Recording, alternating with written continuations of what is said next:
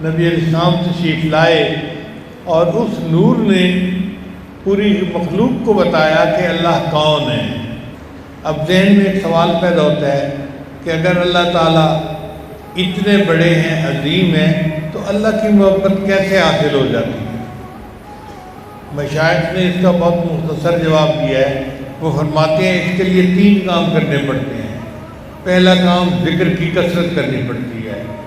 اللہ نے قرآن مجید میں حکم فرمایا یا ایھا الذین آمنوا اذکروا اللہ ذکرا کثیرا وسبحوہ بکرۃ واصیلا۔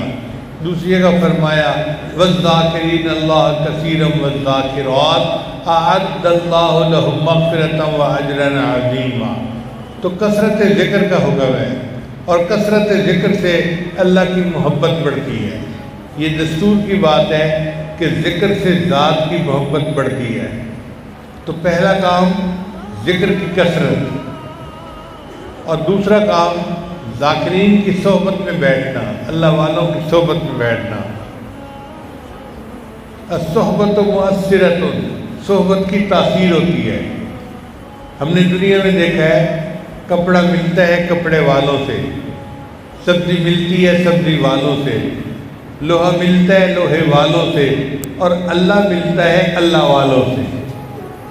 ان سے ملنے کی ہے یہی اقرار، ملنے والوں سے راہ پیدا کر۔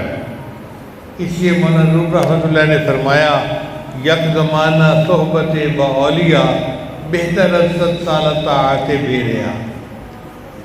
تو پہلا کام ذکر کی کثرت کرنا، اور دوسرا کام ذاکرین کی صحبت میں بیٹھ، اور تیسرا کام اس کے لیے اللہ سے دعائیں بھی کرنا۔ دعائے نیم شبی اس کے لیے بہت ضروری ہے۔ نبی علیہ السلام نے دعا سکھائی اللہم انی اسألک حبک، اے اللہ میں آپ سے آپ کی محبت مانگتا ہوں، وحب من یحبک، اور اے اللہ جو آپ سے محبت کرنے والے ہیں میں ان کی بھی محبت مانگتا ہوں۔ اللہ اپنی بھی محبت دے، اور جو آپ سے محبت کرنے والے ہیں اللہ ان کی بھی محبت مجھے عطا فرما دے۔